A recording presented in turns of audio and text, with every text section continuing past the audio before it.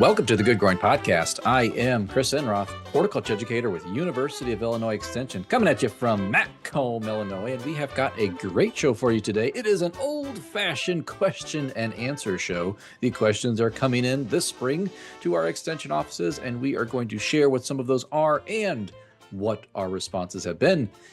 But you know, I'm not doing this by myself. I am joined, as always, every single week by horticulture educator Ken Johnson in Jacksonville. Hey, Ken. Hello, Chris. It's a good time to have a Q&A, I think. The questions are starting to roll in. Yes. You and I, we were on campus last week for a day. I was on there for 2 days and came back to a plethora of questions. So we're definitely keeping busy right now this time of year, which is good. This is what we want. We enjoy doing these kind of things. Yes. As long as they're easy. Right. Don't send us hard questions, folks. Only easy questions. Oh, well, since it is a Q&A show, and maybe we have a little bit of extra wiggle room up front here, Ken, how are things going in your garden this year? We were chatting before the show. You getting those seeds started? For the home garden, yes, those have been started for the most part. I got peas and lettuce and carrots in the ground. We haven't had any rain since I put them in the ground, so nothing has come up. We've missed pretty much all the rain that we've had recently. It's all slid east or south of us, so everything's just kind of sitting and waiting. So hopefully, well, by the time people listen to this, hopefully it will have rained, but on Wednesday, but we'll see. How about you? Nope. I got my cool season things started, and I really should be getting the warm season things like the tomatoes and peppers and all of that going as well. Have not done that yet. So let's just say I'm waiting. I'm waiting for the perfect time. I'm waiting for our grow along seeds to show up. Do we know if we have an ETA on those seeds yet?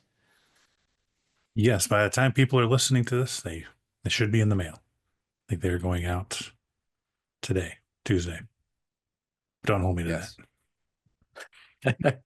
This week. They're getting mailed this week. Barring any unforeseen circumstances, everything should be packaged up, ready to go.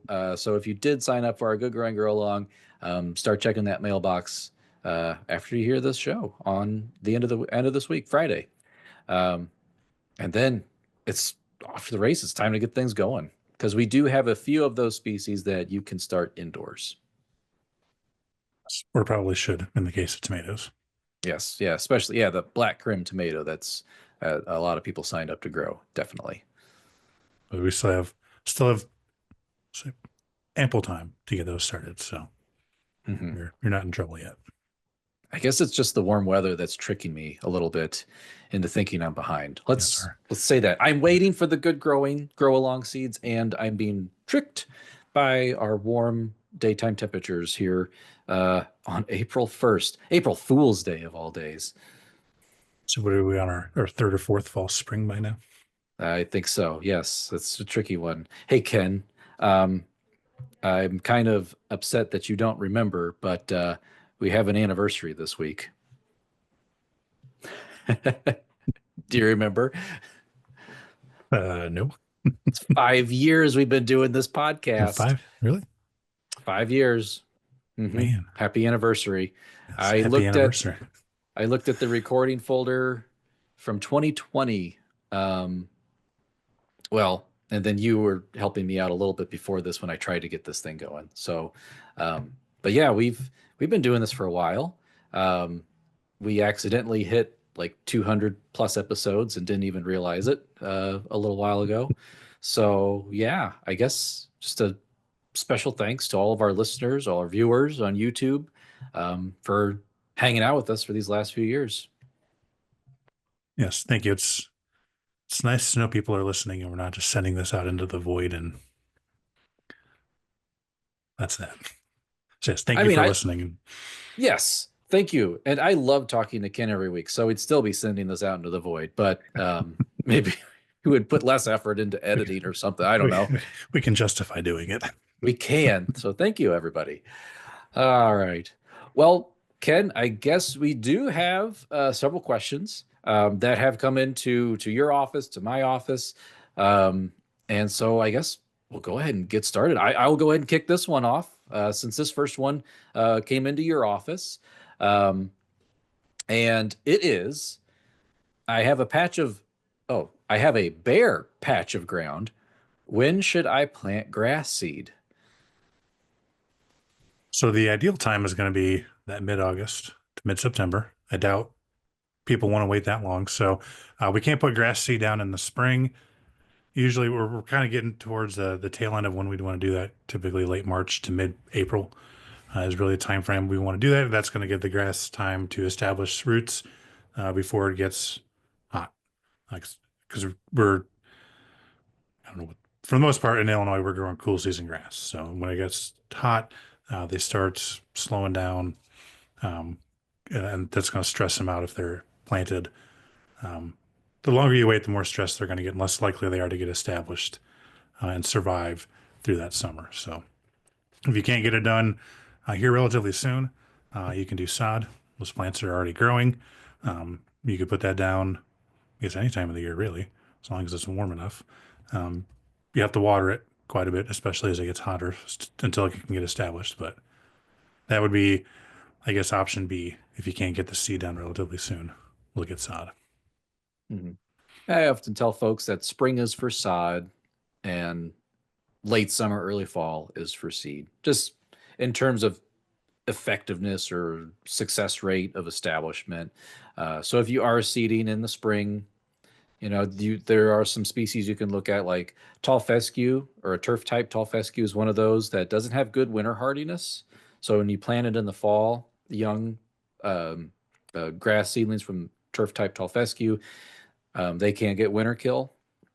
So planting them in the spring might make it so that they're more established than going into the next winter. But everything still applies for turf type tall fescue that Ken mentioned, that they still need ample time to get a good root system established for that summer heat. So that might be an option. If you need a really quick germination, perennial ryegrass is one of your quickest germinating um, uh, long grass seeds. Make sure it is perennial rye, not annual rye. You got to be careful because down south, they will sow annual rye when their warm season grasses go dormant in the winter. And so I have seen annual rye seed creeping up into the northern parts of the U.S. In our garden centers recently. And I'd say for the most part, people are probably doing probably Kentucky bluegrass. So if you Mhm. want to, if you've got other turf, you know, figure out what it is so you don't have these weird patches that are going to look different. You may want to try to match the species because the different cool season will look a little bit different from each other. Yes. Yes, if that bothers you. Yes. Meanwhile, in my lawn, that, I don't that even bear know patch, what's in there. that bear patch would be weeds. Yes, yeah, and I'm fine with it. So, yes. All right. Next question comes from your neck of the woods. What is this plant? And you'll have to show Well, the plant because I don't have it. yes, so I do have the plant, and I'm sure the blur is not helping with this. I can even take a picture and we can insert it here. But what I was given was this plant. The leaves are all rolled up, and they simply just wanted to know what it was. It was retaining its leaves in the wintertime. New person, new house. What is this plant? And it is a rhododendron. And they'll probably find out more about it this spring once it starts blooming. What type of flowers does it have? Very common ones, PJM rhododendron. So we'll see. That's what they might get in terms of blooms.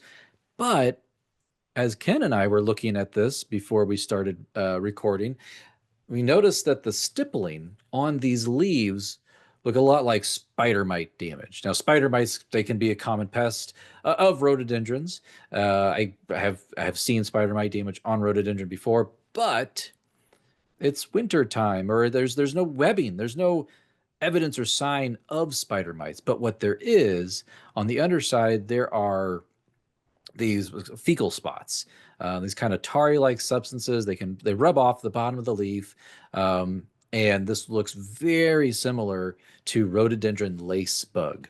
And this is an insect that, true to its name, will attack rhododendron species. Most times you have natural enemies, parasitic wasps, other predators that will help you in controlling this. But I think this also happened once last year where rhododendron lacebug, the leaves came in all stippled, looking like this, no sign of spider mites. So we had fecal spots on the bottom of the leaves. It was rhododendron lacebug.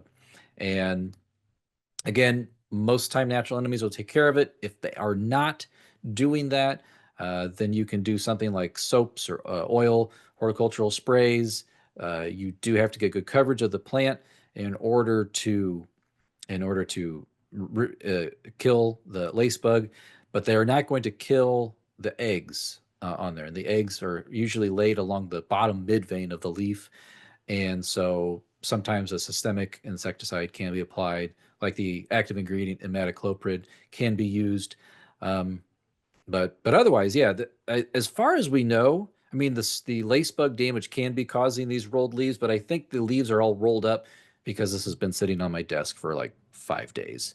Uh, they brought it in when I wasn't in the office, and then it was the weekend, and then boom, here we are. So I think it's just desiccated, but maybe the lacewing bugs played a little bit of a role in the some of the damage on these leaves.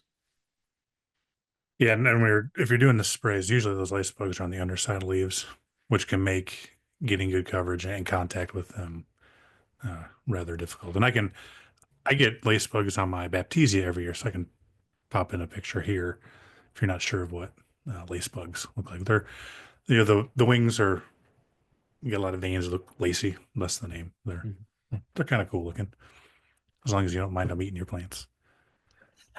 And I think, yeah, in addition to like the tar spots, I think the other, and no webbing, like you read descriptions about them, the stippling is bigger Mhm. than spider mite. But unless you're looking at the two at the same time, I don't know how you tell the difference. So I don't. That one's probably not terribly helpful unless you really are familiar with what the damage from those two look like. So Mhm. tar spots is usually a pretty good giveaway. Yeah.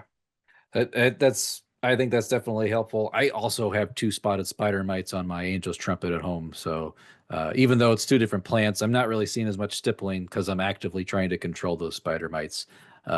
It's definitely there's a distinction here, and yeah, I do not see the actual insect itself, but I'm pretty confident in saying this was caused by a rhododendron lacewing.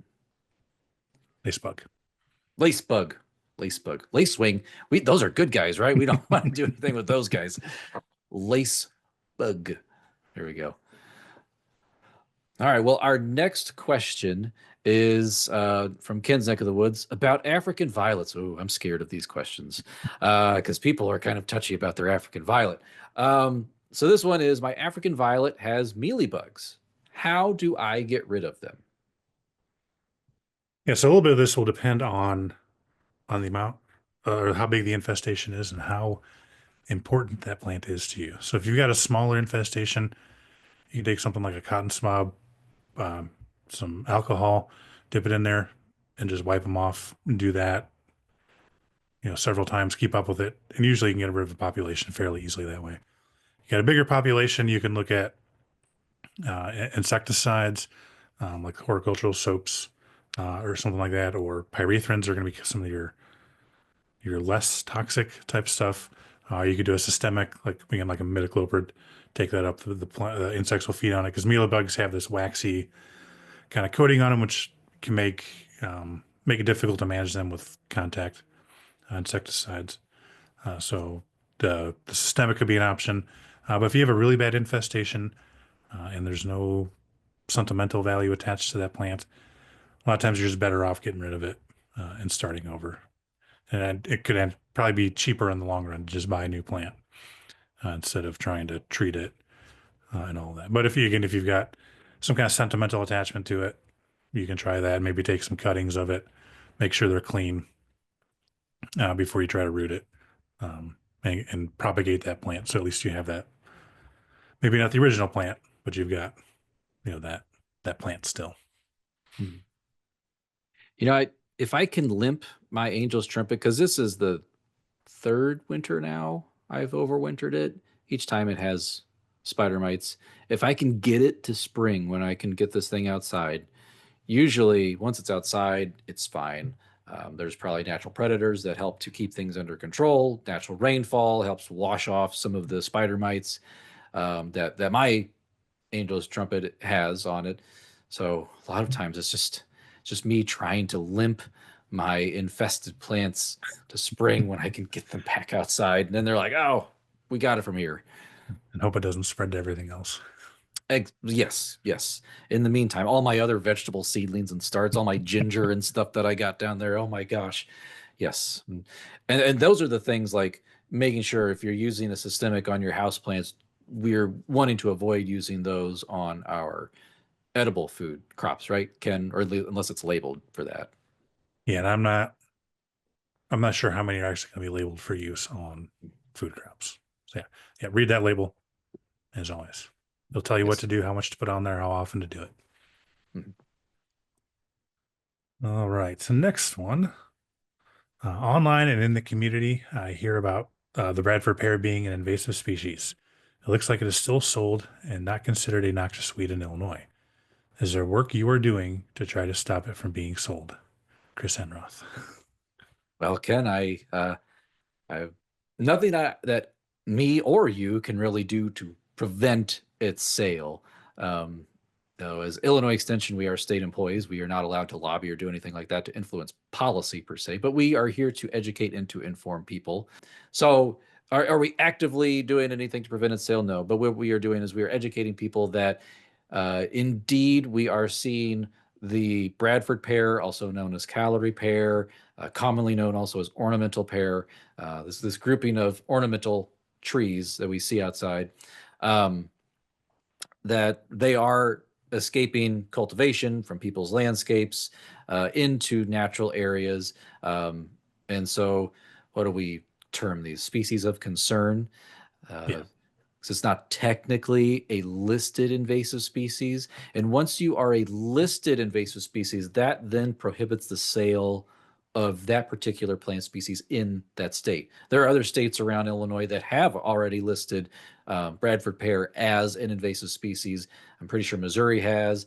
They might even have a bounty program. I've heard about that in Missouri. If you cut down your Bradford pear that's growing in your yard, bring it into local, I don't know, maybe NRCS, Soil, Water Extension. I'm not sure which organization, but if you bring it into that office, they will give you money for cutting down your Bradford pear tree. Uh, Yeah. Not Or a happening replacement in tree. Illinois. Yeah. Or yeah, or they'll give you a replacement tree. Yes, that's a very common thing. Um, so, I think this question comes up pretty commonly this time of year because this is when the Bradford pears or calorie pears really stand out in the natural areas. Very commonly, you'll be driving around and you see just these white flowering trees, commonly at like highway interchanges, in the woods surrounding subdivisions, around like commercial properties too that might have calorie pears planted around them. So they're just standing out right now. Um, and so while they are not listed as invasive species, I mean, we Illinois Extension no longer recommends planting them. We give away recommendations for people to actively control and manage them in a natural forested area. What chemicals to use, when to cut them, and what are the best control methods. Um, and again, once that particular species, once calorie pear becomes a listed invasive species, it will then kind of just move that particular tree to that list, um, and we can officially call it an invasive species. The question also mentioned noxious weed, so a distinction between noxious weed and invasive species. Noxious weed is a different list. Uh, and the way that maybe a good way to remember this is that noxious weed list is this is a list of plant species that if they are found on your property, you can be legally obligated to control them or to remove them. This is kind of an older law back when we used to have weed officers within every county. We don't really have that anymore in Illinois. I think there might be one or two counties in Illinois that Hmm. still has a noxious weed officer, and that's like it's not even a part-time job. It's a 1/8 time job. Yeah. You're supposed to have one, but yeah, not many people do. Yes, yes. But anyway, the noxious weed law is enforceable on private property. Invasive species, that particular law is just prohibits the sale, and so you're not allowed to sell it in the state. So that is the biggest distinction between the two. So yeah, don't plant Bradford pears. Cut down your Bradford pear if it's in your yard. Plant something different, and maybe go out and look for those white flowering trees in the woods, and you can flag those for controlling them later. It's also a good idea to identify them because we also have some native white flowering species out there. We do have viburnums and other white flowering woody plants out in the woods. So, and we even have our wild apples out there. Um, so get them identified and then cut them down. And we can link below to our calorie pair um, kind of control guide down below in the show notes. Yeah, calorie pears smell bad. At least I think they do. They do. That They should do be a not smell giveaway. good. Yeah. A lot of flies on them too, I noticed. We visited one as we were hiking through the woods, and there was a lot of flies, hence the smell. Yeah, and like with Bradford pear when they were originally sold, they were sterile. Mhm. And Bradford, so Bradford cannot pollinate Bradford, but the problem is we've come out with new cultivars, Cleveland Select, all that, and they can cross pollinate. And that's really when we started seeing that explosion of calorie pear all over the place because now they have fruit, birds will eat them, deposit them, Mhm. wash, rinse, repeat. Yep. So it's happened with burning bush as well, barberry, now calorie pear. So well, I guess if we want to stick along the veins of invasive species, Ken, you got a question about managing honeysuckle. Is that a particular woody plant that we can spray now, considering it's just starting to leaf out? Yeah, so honeysuckle is another one that kind of sticks out because it will leaf out a lot earlier than a lot of our native woody species will. Um, So you could, this is when you could try spraying right now. You're probably not going to be terribly successful. Really the ideal time to spray woody plants is going to be in the fall. It's when they're sending all that energy from the leaves back down to the roots to store that. Makes it much easier to get that herbicide into the plants if you're using a systemic herbicide and get that down to the roots and kill it. This time of year, everything's moving up. So it makes it more difficult to get those herbicides in there. So you could, but you're not going to be nearly as successful as you would um, in in the fall or even in the summer. I think there's a chart, and we can link to this. I think it was through I think it was Department of Ag or Natural Resources. They've got a calendar on kind of the ideal times, and we would want to wait a little bit for the to have a more ideal time than in the spring. Mhm. The ideal time is still going to be in the fall. Yeah. Yes. I think we have that. I think we have that particular calendar in our um, management of invasive species booklet, which we have online. I think it's based on the phenology of these plants. There are different portions where they're at in the life cycle of that, and which one is most susceptible to, in this case, with honeysuckle, like a chemical control. What I've been doing this time of year is when I see smaller honeysuckle, they're pretty shallow rooted. And so I will just, as I'm walking through the woods, I will pull up and then I just hang them in a nearby shrub or a tree. That way the roots will dry out, desiccate, the plant will die. Um, but you can't do that for those really big monsters of honeysuckle that they're practically tree sized. Yeah. So I found that. Yeah, it's a phenology calendar. It doesn't have the spray times in there. I'll have to find that link again. I can put that in the show notes. Yeah, but that's right. I'm doing that with Wintercreeper in my backyard now because Yes. it's popping up with a new green growth. Stands out a lot along the green. The grass, it's a lighter green. It's easy to pull it up, and yeah, just hang it somewhere. As a I warning to the other Wintercreeper, don't come here. don't you do it, Winter Creeper. I will say, Ken, so last week we talked spring ephemerals, and I was lucky to be able to get to my folks' property this last weekend, and I'm like, I'm gonna go find that Dutchman's breeches, which I said squirrel corn last week. It's Dutchman's breeches. Um, to go find all these Dutchman's breeches. I mean, it's like a carpet of it. We found it. It is not quite flowering yet, still a little too early. Found lots of other trillium. We found all other kinds of spring ephemerals. Um, but I saw so much winter creeper. It kind of shocked me. It scared me a little bit. I mean, the this winter creeper is just intertwining all along the forest floor, and of these relatively open, they do have dense patches of honeysuckle. Um, and then right in the middle of the woods, nowhere else is this to be seen. We had um, burning bush, Euonymus elatus, a very healthy looking shrub. No other evidence of any other of those around here. Some bird must have dropped that particular fruit, deposited that seed right there. Because there's no other indication that that's anywhere else in the woods. I mean, I was shocked at the amount of invasive species, especially winter creeper, I saw just last weekend. I was king for the day. First thing, no more winter creeper. Kill it. Ah, All right. So another invasion question here, but of the insect variety. What do we do about our homes being invaded by the multicolored Asian lady beetle, also sometimes called Asian lady beetle, also sometimes called Japanese beetle, not the green kind, the hmm. orange and red kind. Yeah, the one bug with many names. I This particular question, a little more detailed. They really wanted something to spray. Like, what do I spray on these multicolored Asian lady beetles that are all over my windows? They're climbing on the doors or on the carpet. I'm sweeping and vacuuming them up every day. And really, the recommendation is we do not want to be spraying them when they're in the house. Um, what's going to happen is you're going to kill them, and then you're still going to have to vacuum them up. You're still going to have to spray them. They are, at this point in their life cycle, they are trying to get out of your house. They do not want to stay inside. Um, them getting in your house was an accident.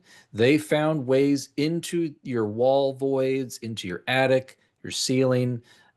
They found those ways through cracks and crevices, behind your siding, and that's how they entered. And then when they spent the winter there, and then when they wake up in the spring, they're attracted to warmth and light. Very often that warmth is coming from the interior of the home, that light's coming from sunny windows, and so they're drawn into the interior of the home. So we don't want to be spraying them right now. We just vacuum them up, sweep them up, uh, use like an old shop vac, or have like a special vacuum for them because they do smell pretty bad. Um, and I guess it's up to you.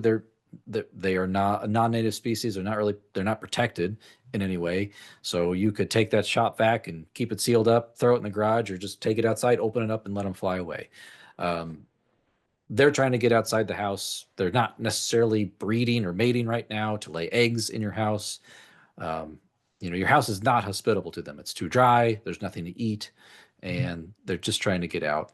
So probably the best thing is going to be in the fall, usually before they harvest the soybeans, is to seal and caulk any cracks and crevices. We used to get tons of multicolored Asian lady beetles in our house. We did replace the windows on the front side of the house, and that cut their numbers dramatically. So they were just getting in through these old windows that we had, and some of the other, getting behind our vinyl siding, finding little vent openings to crawl into. So uh, caulk and seal cracks and crevices in the fall. It's your best bet for preventing them in the spring. And don't smush them because they'll stain. Hmm. And they bite. They They can can bite too. bite. Yes. I've I've been bitten a couple times by them.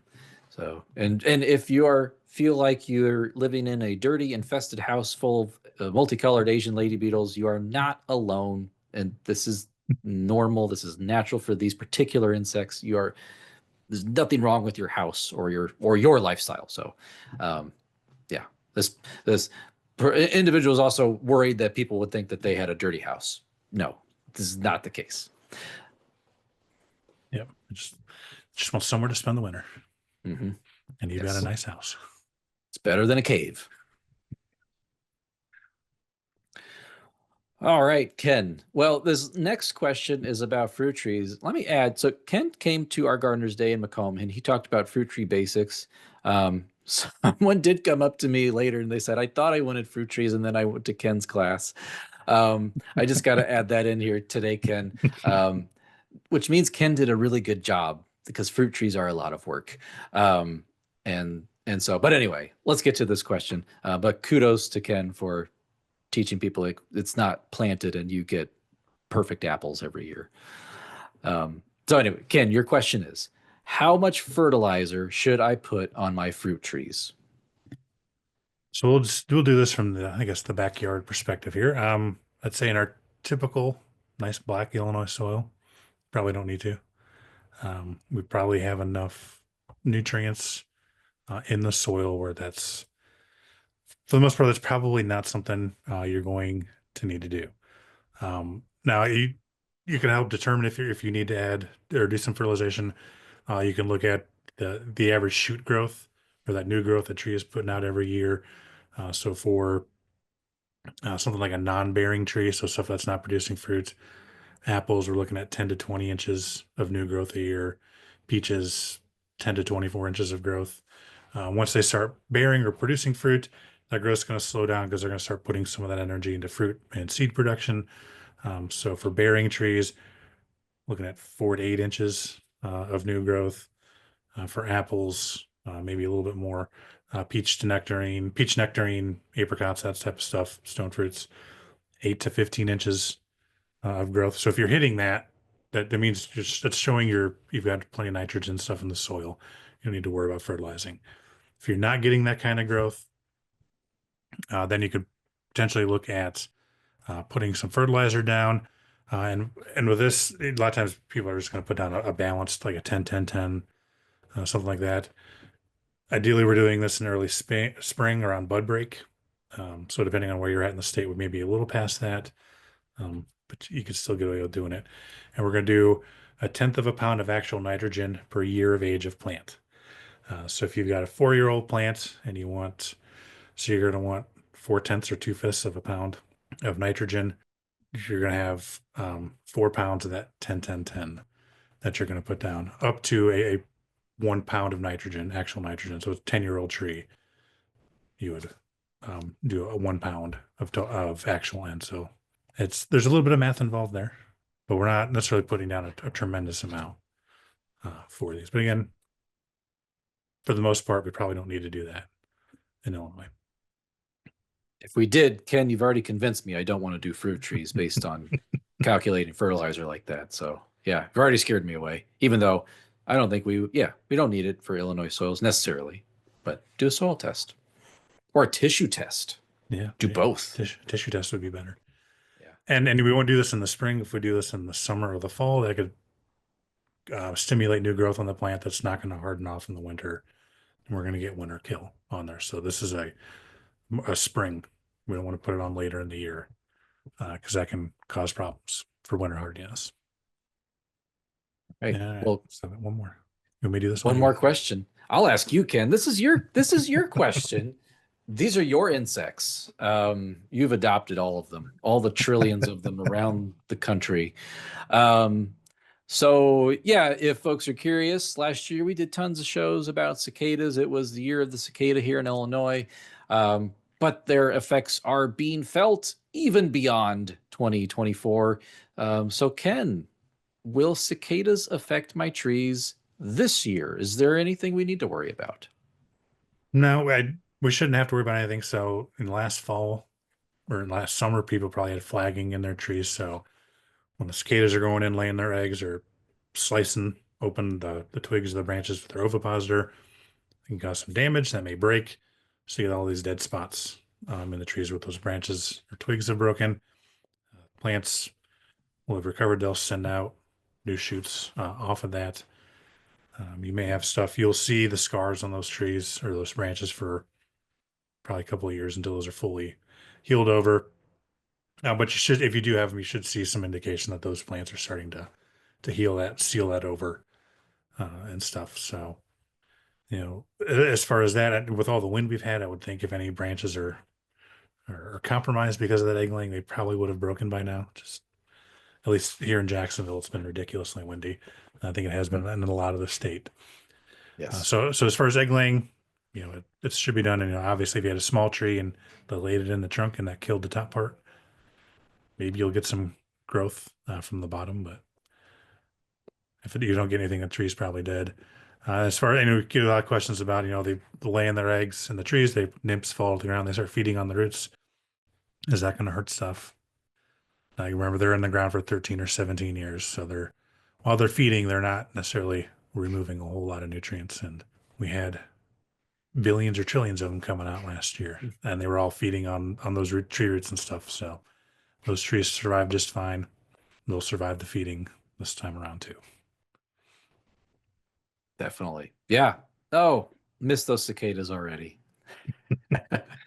12 more years. That's right. Well, I think Western Illinois is supposed to get a brood emergence since my particular part of the county, McDonough County, missed out. We're a little island in this sea of cicadas. There's another brood 2031 up there. Mhm. Yeah. I forget the brood name though, but yeah, 2031 is when us folks in McDonough County are going to be seeing periodical cicada emergence. And this year is an East Coast. I know New York is supposed to be getting them. And they'll say that goes into the Appalachians too. So there's still some coming out if you missed them last year, or if you miss them, you can go find some more this year elsewhere. Yeah. Or if you need to restock your freezer with more cicadas like Ken, they'll be out somewhere this year in the US. Go find them. Well, that was a lot of great information about spring gardening conundrums, queries, questions. So I want to thank everybody for sending those into the extension office, emailing us, hitting us up with those questions. Keep them coming. That's what we're here for. So, yeah, we appreciate it. Well, the Good Growing Podcast is a production of University of Illinois Extension, edited this week by Ken Johnson. Ken, thank you for hanging out with me, sharing some of the questions that you have also been receiving into your office. It's good to know that we're kind of getting similar questions. Yes. Yeah. Thank you. And thank you for everybody for a great 5 years and for the questions. And it's okay if they're hard too. We'll still answer them. We'll try. You might not like the answer. And let's do this again next week. Oh, we shall do this again next week. We're going to be talking about the impact of honeybees on our native bee population. We're going to have a special guest, Sherlaxmi Suresh, come by to discuss this particular topic. It's making headlines lately, so should be an interesting conversation. Well, listeners, thank you for doing what you do best, and that is listening. Or if you're watching us on YouTube, watching. And as always, keep on growing.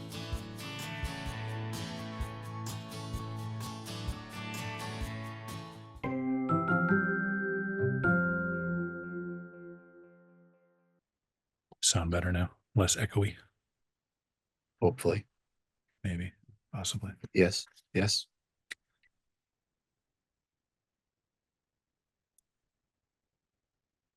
Pretty soon we're just going to have our mouth up against these things. Eating it. Yes.